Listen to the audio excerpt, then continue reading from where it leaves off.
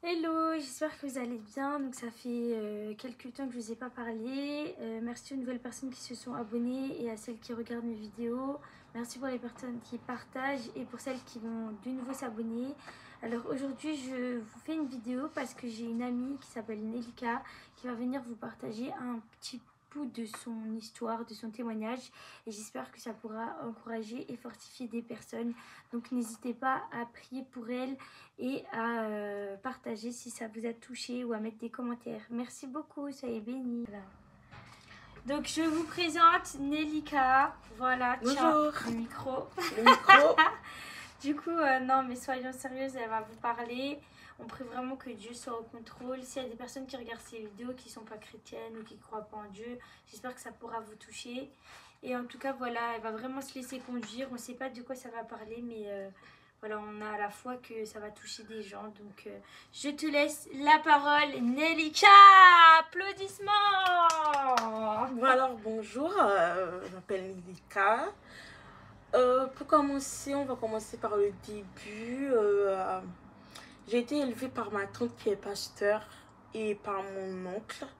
Parce que ma mère m'a quittée quand j'avais 1 an. Elle est partie en France pour on va dire, trouver une vie meilleure, pour s'occuper de la famille et tout.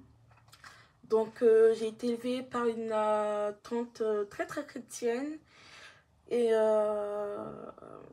je me souviens, j'avais un grand-père qui était dans le vaudou, qui faisait de la magie noire. Et un jour, ma tante m'avait laissé avec ma grand-mère. Ma grand-mère, il faut savoir qu'elle est aveugle. Et ma tante, elle est appelée dans le ministère pour être pasteur, diaconesse et tout. Et du coup, elle était partie en mission. Et elle m'avait laissé avec ma grand-mère et mon grand-père. Et du coup, mon grand-père m'avait donné un truc à boire. Et du coup, je suis tombée malade. Et ils ne sont pas appelé ma tante pour dire que je suis malade. Et tout de suite, mon grand-père a fait appel avec un marabout. Et ils m'ont lavé avec des feuilles bizarres et tout. Ils m'ont fait des trucs. Et j'étais encore plus malade. Et il y avait dans Haïti un truc qu'on voit, c'est des papillons, on va dire des papillons assez grands. Ici, on appelle ça des papillons de nuit.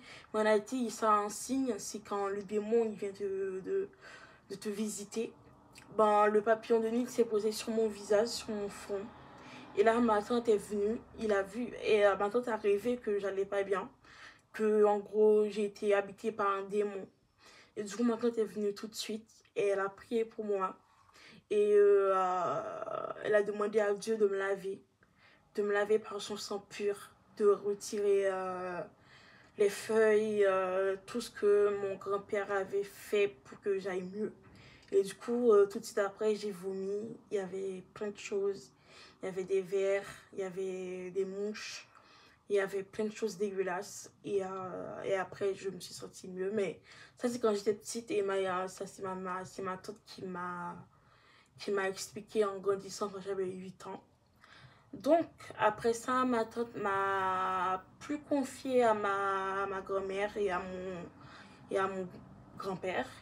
Elle m'a emmenée avec elle dans l'église. Il faut savoir que ma tante, bon, comme elle est dans le ministère, elle n'avait pas d'endroit fixe. Elle dormait parfois dans l'église ou dans une tente à côté de l'église et tout. Et du coup, ma tante, elle m'a emmenée avec elle. Je me souviens, un jour, elle était en mission. C'était dans les montagnes et tout. Comme dans la Bible. Et elle m'a emmenée avec elle, me mettait sur son dos. J'étais très malade encore une fois. Mon grand-père a encore fait de la sorcellerie. On ne savait pas pourquoi il avait fait ça. J'étais très malade. Du coup, a décidé de m'emmener avec elle partout, comme je vous ai dit, dans la montagne, comme dans la Bible. Et elle a prié. J'étais très mal. Elle a dit, Seigneur, ma soeur m'a confié cette petite fille. Je l'ai laissée ma fille. Je l'aime beaucoup. Ne me l'envie pas. Et Dieu a fait grâce. J'allais mieux. Et voilà. Et j'ai continué ma vie. J'allais à l'église tout le temps. Mais j'allais à l'église, mais pour aller à l'église parce que ma tante était pasteur et que j'ai été élevée dans ça, mais j'avais pas beaucoup de foi. J'allais à l'église pour aller à l'église, quoi, parce que fallait faire comme ça. Mais j'ai pas, on va dire, j'ai pas vraiment connu Dieu. J'ai vu comment ma tante était, j'ai vu ce qui se passait à l'église, j'ai vu le Saint-Esprit agir, je sentais quand Jésus ou Dieu, le Saint-Esprit ou peu importe, était dans la salle présent. Je voyais les gens remplis du Saint-Esprit, parler en langue et tout. Et moi, je ressentais rien. Voilà. Et bref, je grandissais, j'allais à l'église de 12 ans, 13 ans. J'allais à l'église et tout. Du coup, à un moment donné, vers 12 ou 13 ans, ma mère, elle m'a, on va dire, fait une demande pour que je rentre en France. Elle a fait une demande au regroupement familial. Ça a été accepté. Et tout de suite après, ma tante est partie faire mon passeport. Et après, on est parti demander une visa. Et c'était accepté. Et tout ça, je ne savais pas. J'étais pas petite pour le savoir, mais ma tante me disait rien du tout.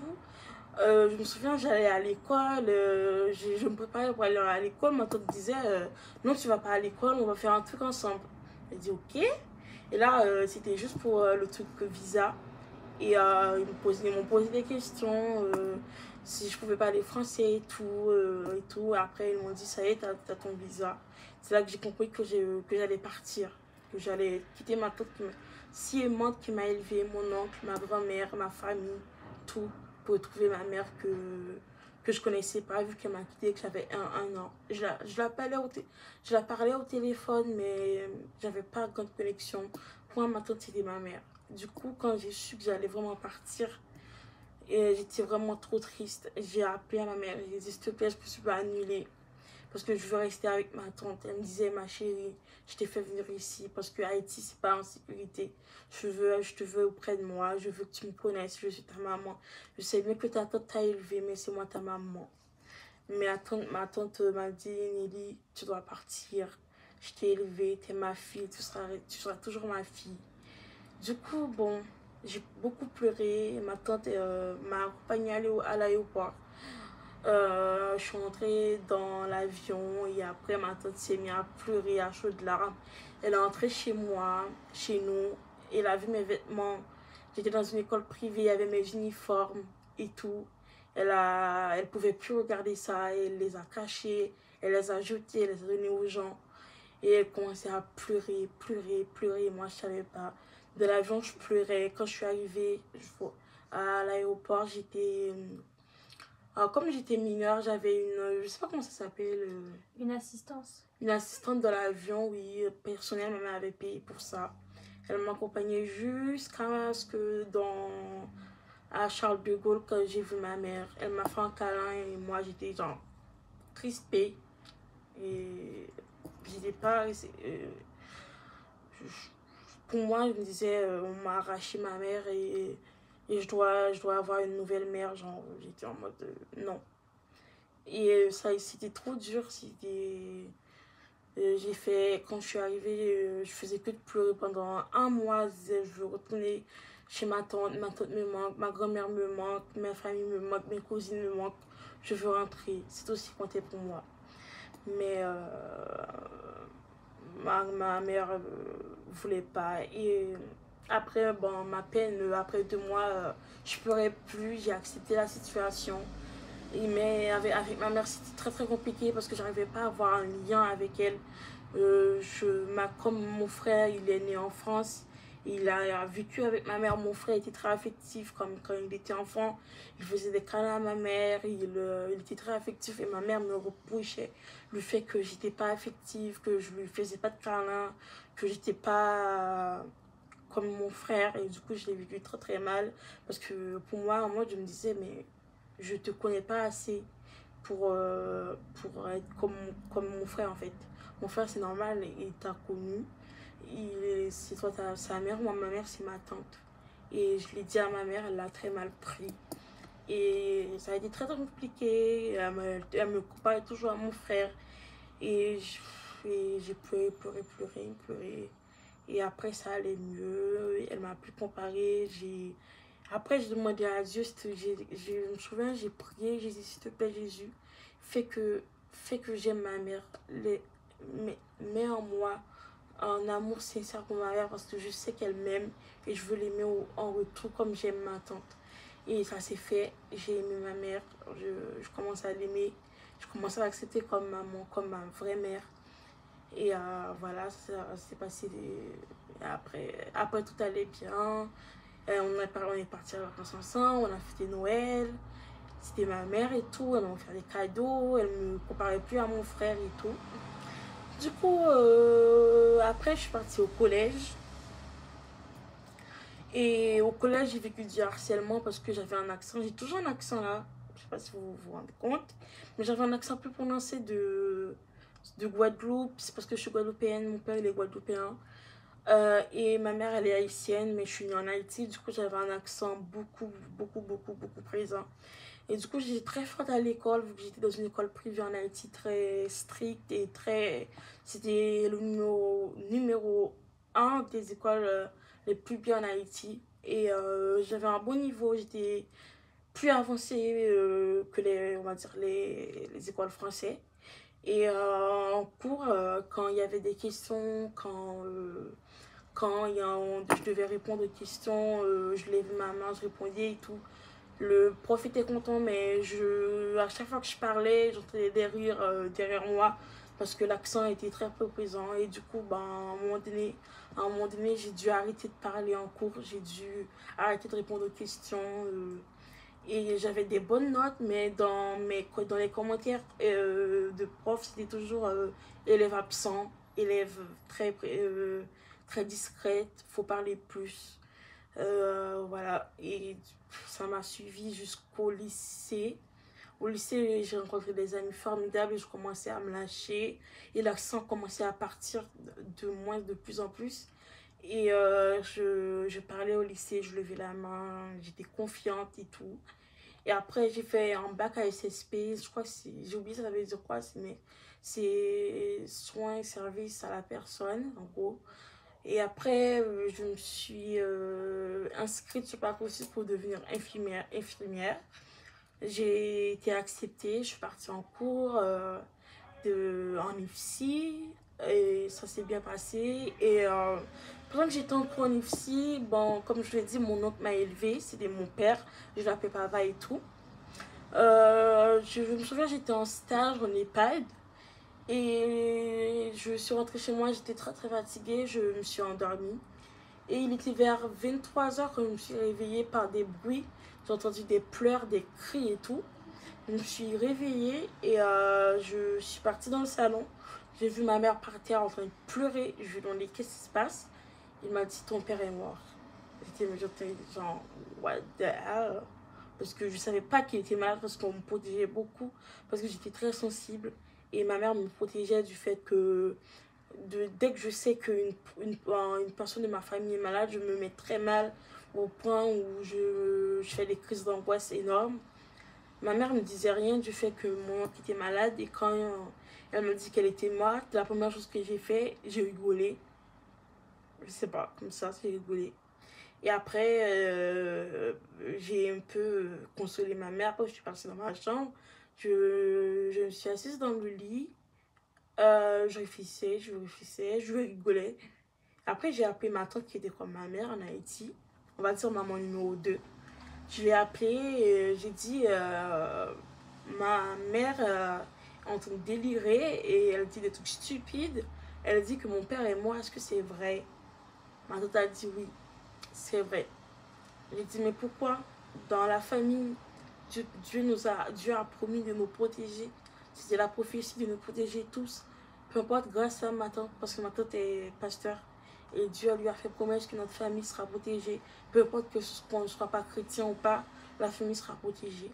La preuve, j'avais un oncle qui est malade, qui était marabout, qui était très malade. Et ma tante l'a ramené à l'église. Et on a prié pour elle et pour lui. On a prié pour lui. Malgré qu'il ne croyait pas, il voulait partir. disait ramène-moi au marabout, je veux pas de vos dieux, je veux pas de l'église, Dieu va rien faire pour moi, je crois pas en vous Jésus, laisse-moi tranquille, ramène-moi au marabout. Ma tante disait non, Dieu va te guérir, Dieu a fait une promesse sur la famille, rien va nous arriver. Et Dieu l'a fait, Dieu l'a guéri. Et il a donné sa vie à Jésus. Et ma tante a fait un rêve. Et Dieu lui a dit, il va partir.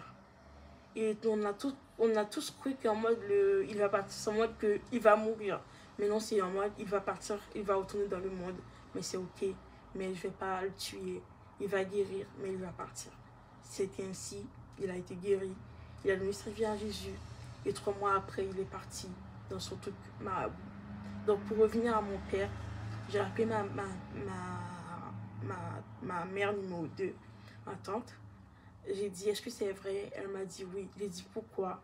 Elle m'a dit, je ne sais pas, ma fille. Dieu a donné, Dieu a repris, que son nom soit glorifié. J'ai accroché, c'est là que j'ai réalisé. J'ai commencé à pleurer, pleurer, pleurer, pleurer, pleurer, pleurer. Et 3 jours après, c'était le funérail. On ne pouvait pas aller en Haïti parce que on n'était pas préparé pour ça. Donc, pour acheter les billets et tout, c'est hyper cher. Donc, ma mère, ils ont envoyé un lien de visioconférence. Ma mère, elle a mis sur la télé et on assistait à ça. Moi, j'ai pas pu assister. Je disais que je pouvais pas voir ça. Je restais dans ma chambre et mon frère aussi a eu très très peur. Il a vu le cercueil. Il est venu dans ma chambre et j'ai entendu ma mère pleurait, ma cousine, mes tantes et tout dans le salon, et moi dans ma chambre. Tout ce que je faisais, c'était de prier parce que je me souviens que Jésus avait été on va dire ressuscité Lazare. Et je priais, je dis Seigneur, tu peux ressusciter mon oncle. Je sais qu'il n'est pas vraiment mort. Même s'il est mort, tu peux le ressusciter. Je ne veux pas assister au funérail parce que je sais qu'il va être revenu à la vie. Du coup, j'ai pas assisté au funérail. C'est mon plus grand regret aujourd'hui. Et quand le funérail s'est passé 3 jours après, c'est là que j'ai réalisé que Dieu va rien faire et qu'il était vraiment mort. Bon, c'est là le calvaire commence. Je continue à aller j'étais en période de stage de 2 mois en EHPAD. J'ai continué à aller dans mes stages et tout. J'étais très très mal. Et je me souviens, il y a un moment particulier, je devais donner des médicaments aux patients. Plein de médicaments de toutes sortes aux patients. Je devais les distribuer. À chaque porte, je devais frapper, donner aux patients et tout. On m'avait donné le chariot et je suis partie dans la salle de bain des patients, dans la salle de bain des aides-soignantes et tout, vu que on était en stage, j'avais accès aux salles de bain des patients, des aides-soignantes, et j'ai tout pris. J'ai pris tous les médicaments et ils m'ont retrouvé dans la salle de bain, inconsciente. Ils m'ont ramené à l'hôpital. J'étais perfusée de partout. Ils ont appelé ma mère et tout.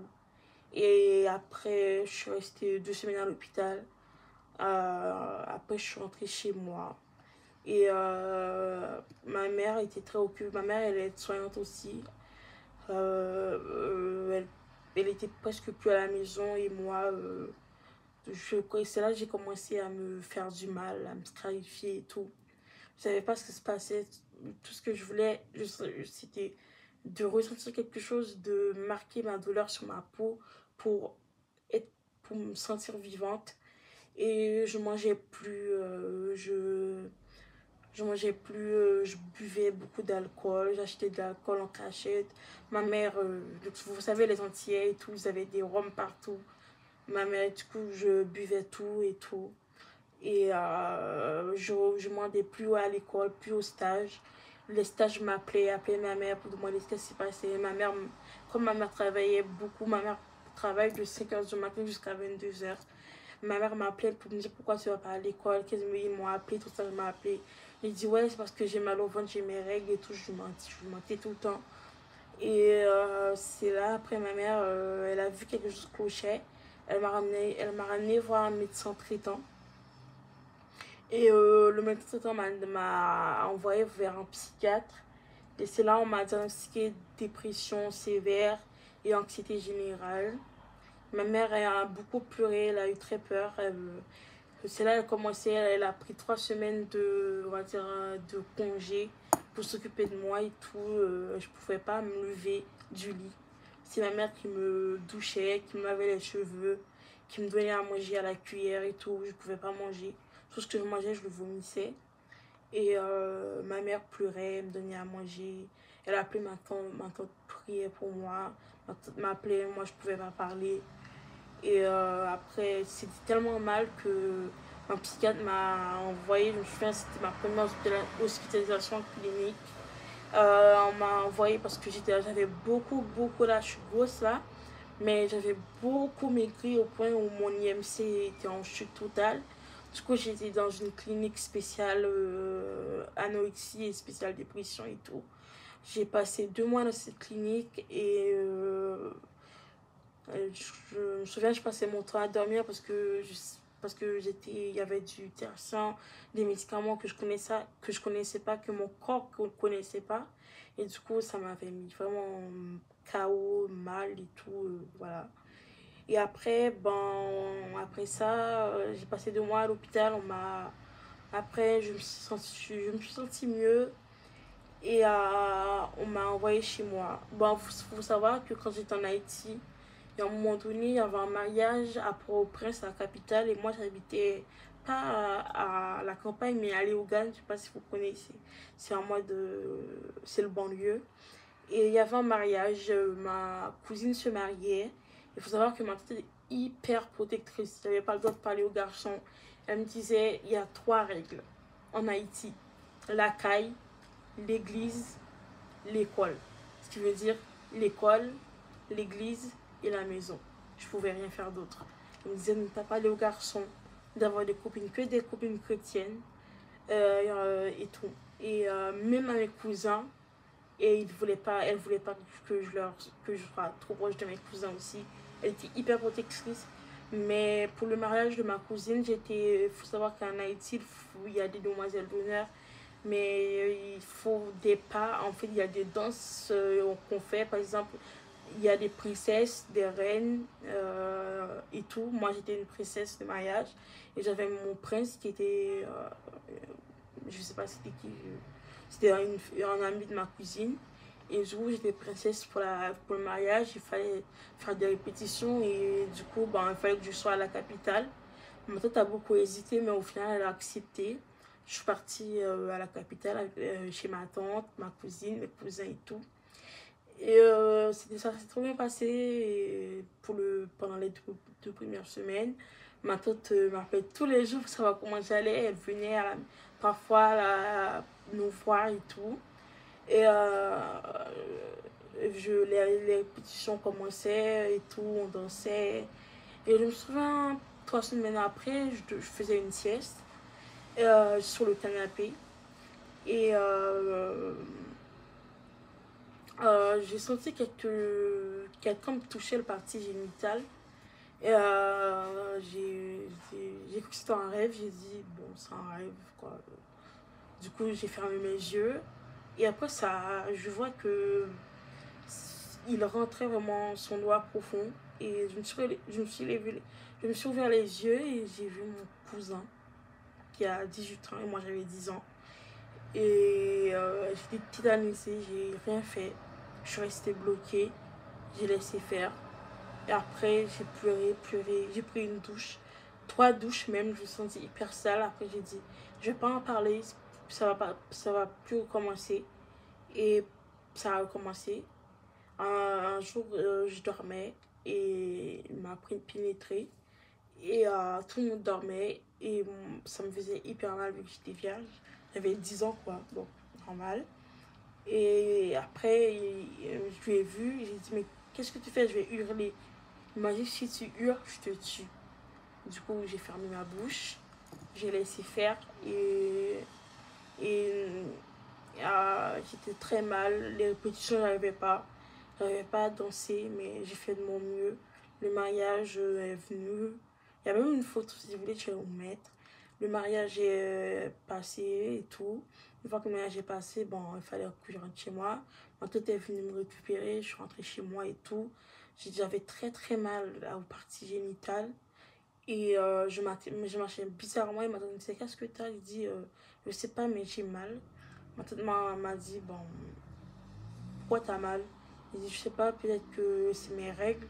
Donc tu as dit, t'as 10 ans, t'as pas encore tes règles. Peut-être que c'est les muscles, on sait pas et tout. Mais si ça te fait plus mal, on va aller à l'hôpital. On m'a emmené à l'hôpital et le docteur a dit que, bon, que il s'est passé quelque chose, que j'ai été déviergée et tout. Après, j'étais toute seule parce que je voulais pas que ma tante était dehors. Ouais, j'ai dit au docteur de ne pas le dire à ma tante. Et le docteur ne l'a pas dit. Et moi, j'ai fait ma vie normale. On va dire, j'ai pas oublié, mais j'ai fait ma vie. Je suis retournée chez ma tante et tout. Ouais, voilà. Du coup, après la dépression et tout, revenons à la dépression. Moi, quand je suis rentrée chez moi, bon, comme mon père il est mort, bon, c'est là que j'avais oublié totalement. C'est là que j'ai commencé à avoir des flashbacks de tout ce qui m'est arrivé. Et du coup, je faisais beaucoup de cauchemars nocturnes, je me réveillais en sueur et tout. Après, ça allait plus. J'ai dû refaire une autre clinique.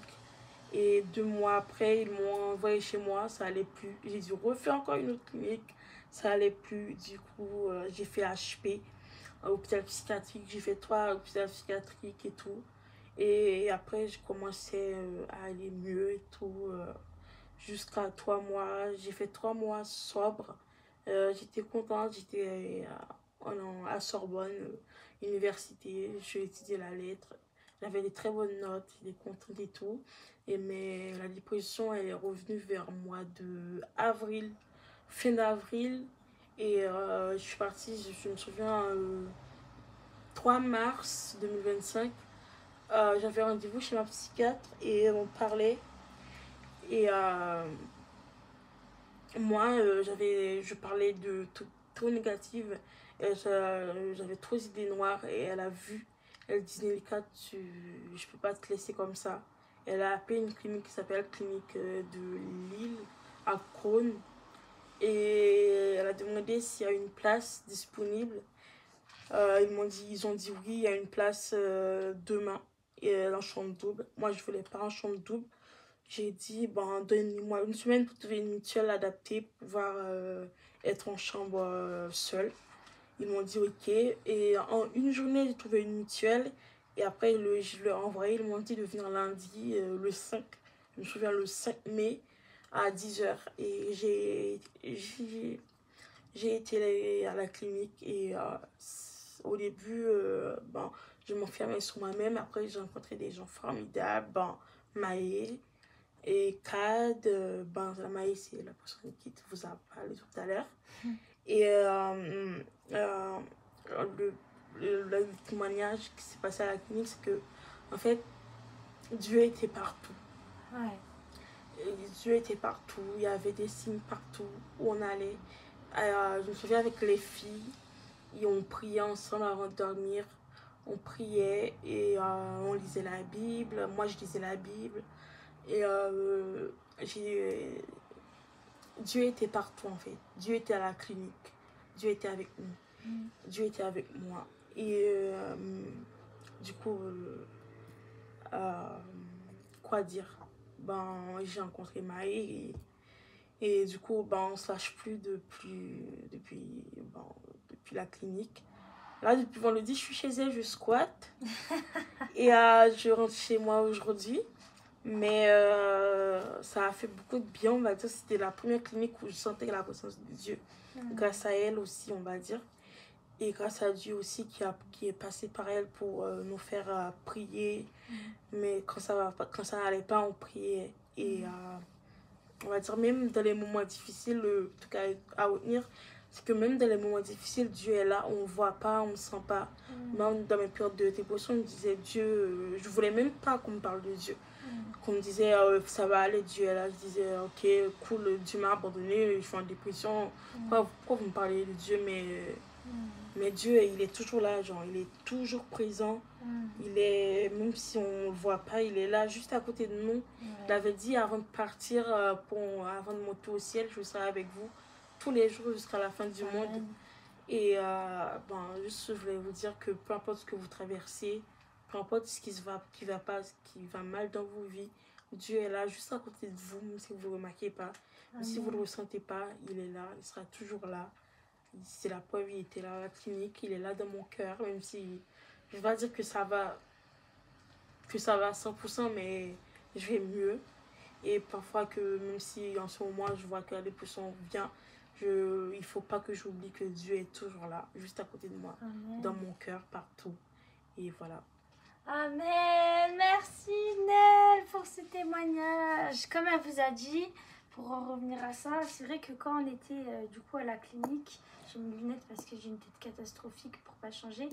Quand on était à la clinique, en fait, on était toutes dans une démarche où je pense qu'il fallait pas nous parler de Dieu, etc. Moi, j'étais allée à la clinique, j'en ai pas encore parlé sur YouTube, mais peut-être un jour j'en parlerai. Pour faire simple, puisque j'étais en dépression suite à la mort de mon ex, de mon oncle et de ma grand-mère, et par rapport à d'autres choses aussi. Et en fait, ce qu'il faut savoir, c'est que moi, je connaissais pas du tout les cliniques. Et plusieurs fois, après, quand on est devenu amis avec Nel, Kyle et d'autres personnes, par exemple, on prenait des Uber. Les Uber, ils allaient mettre des musiques où ça parlait de Dieu, alors qu'on s'y attendait pas. On allait rester avec des personnes un peu plus âgées et on allait voir qu'elles mettent des musiques de Dieu, alors qu'on croyait que c'était des personnes qui croyaient pas en Dieu. On avait même trouvé un monsieur qui était un peu bizarre, mais que Dieu avait quand même utilisé avec sa guitare, où il faisait des chants de Dieu. On a même rencontré une personne, je ne vais pas parler de Bekad, je ne vais pas raconter son témoignage ici, mais des personnes qui étaient des personnes musulmanes qui avaient donné leur vie à Jésus. Il y avait plein de personnes qu'on ne s'y attendait pas, qui croyaient en Dieu, et même à la fin de l'hospitalisation, quand moi je devais partir, que Nel elle devait partir et que Kad devait partir, on est tombé sur une fille qui venait nous encourager. Une nouvelle, on la connaissait pas, et on était un peu dans les baisses de foi et tout. Exactement. Et elle est venue, elle nous a donné plein de paroles encourageantes. Elle était chrétienne aussi. Elle nous a parlé de son témoignage. Il y avait toujours des signes en fait. Oui, et aussi je coupe un peu Maï. Je me souviens avec la fille qu'elle parlait, qui nous a encouragés. Je lui disais que je me trouvais grosse et moche. Et 2 secondes après, je vois mon téléphone sur TikTok. Je vois une fille qui me dit: t'es trop belle sans maquillage, avec tes cheveux afro, peu importe ta coiffure, t'es hyper belle. Il faut pas te rabaisser. Et j'étais en mode gloire à Dieu. Ouais, vraiment c'était vraiment juste 2-3 minutes après qu'elle me dise ça. Il n'y avait aucune chance que ce soit quelqu'un qui ait entendu. Et elle avait reçu une réponse de Dieu. Toujours on avait des réponses de Dieu. Moi je sais qu'à un moment j'avais fait une crise, j'allais pas bien. Et j'ai cru que j'allais mourir. Il y a des gens qui m'ont volé des choses, etc. Et je disais, mais Dieu, en fait, t'existes pas. Regarde tout ce qui m'arrive de mal et tout.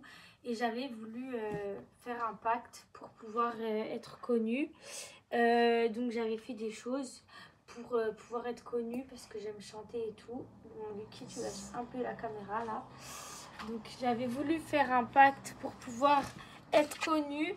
Et en fait, comme il me donnait des médicaments, comme elle disait Nel, sa toute première hospitalisation, j'avais pas l'habitude de mon corps. Donc parfois, je réagissais mal et tout. J'avais des hallucinations. Plein de fois, je disais à Nelika que j'avais vu des personnes qu'elle n'avait pas vu, des personnes qui chantent, etc. Et j'étais persuadée que c'était vrai. Je vais pas citer les noms ici. Et en fait, le truc, c'est que je faisais vraiment des choses pour être connue et pour pouvoir avoir la vie facile, avoir des parfums gratuits, avoir des grosses voitures, être une star en fait, vivre avec des stars et tout. Et en fait, à un moment et tout, il m'est arrivé, j'ai la crise et j'ai cru que j'allais mourir et je me suis retrouvée du coup dans un endroit, j'ai pas trop envie d'en parler, mais du coup j'étais allée dans un endroit et ils m'ont fait une piqûre parce que j'ai cru que j'allais mourir.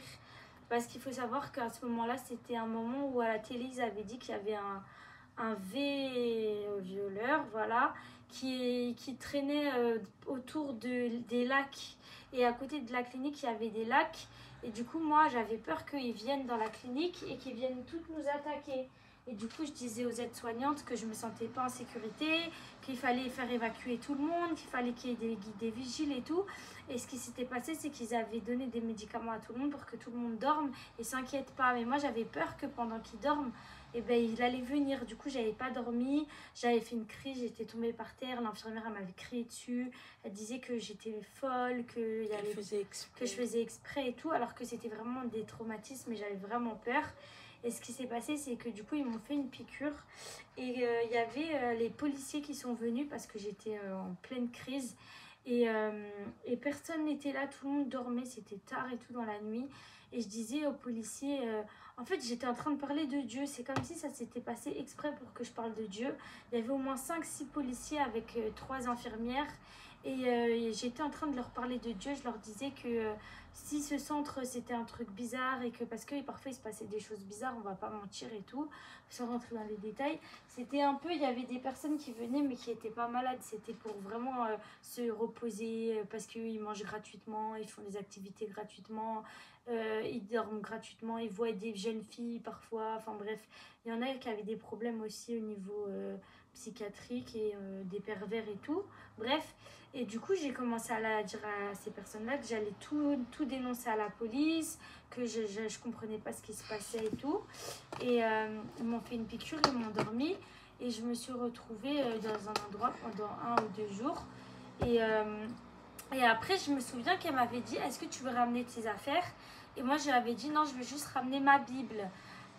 Et du coup, ils étaient allés chercher ma Bible et moi, j'avais vraiment cru que j'allais mourir. Donc, j'avais fait une prière devant les policiers. J'avais prié pour tout le monde et tout. Je vois qu'il y en avait qui étaient touchés parce que je prenais ma Bible et je lisais des versets pour me protéger et tout. Parce que je croyais qu'ils allaient m'amener dans un... Comment ça s'appelle, un conteneur et m'envoyer dans un pays et j'allais me faire découper en morceaux et tout. J'étais vraiment dans une phase d'hallucination. Et en gros, je me suis réveillée en endroit spécial. Il n'y avait que ma Bible. Et quand j'ai ouvert ma Bible, j'ai vu qu'elle n'était plus comme avant. Avant, ma Bible, je l'avais achetée à CLC. C'est une librairie chrétienne à Paris, vers Châtelet, mais tu peux trouver sur Internet. Et il n'y avait pas des thèmes spéciaux.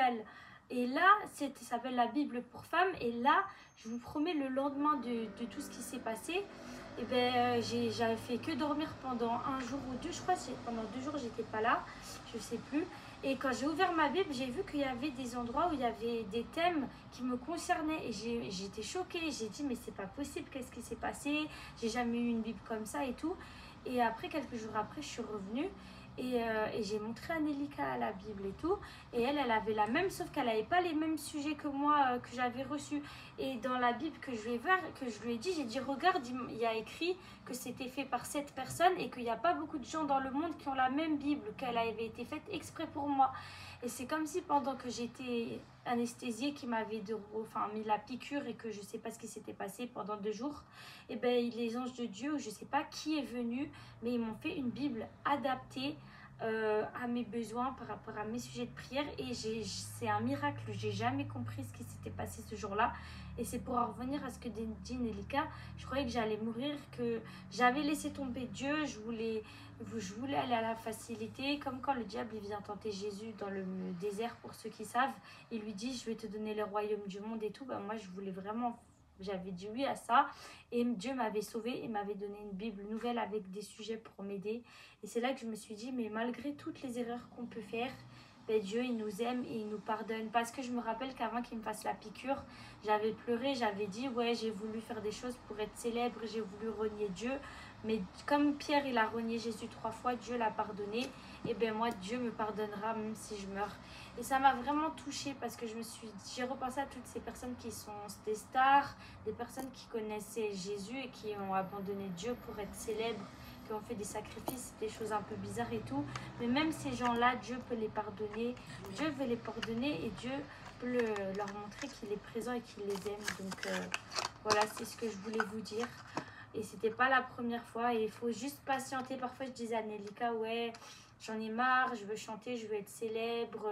Avec Dieu, ça met du temps, je vais passer par des choses plus faciles et tout. Et elle me disait, non, si Dieu t'appelle à chanter, ça se fera selon les règles de Dieu. Je me rappelle, elle m'avait dit ça dans le jardin de la clinique. Je sais pas si elle se rappelle. Je me rappelle. Et j'étais là, ça me faisait du mal d'entendre ça parce que je me disais que c'était long, alors que quand on passe par le diable ou des choses comme ça va plus vite et tout. Mais à quel prix en fait? On peut perdre des gens qui nous sont chers, on peut devenir fou hein, complètement. Je faisais des trucs bizarres à la clinique et tout, et Dieu m'a pardonné.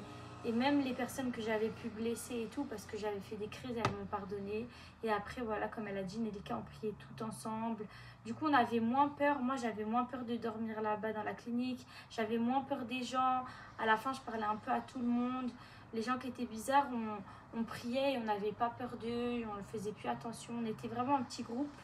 Donc, je pense que ouais, cette clinique aussi, ça nous a rapprochés de Dieu.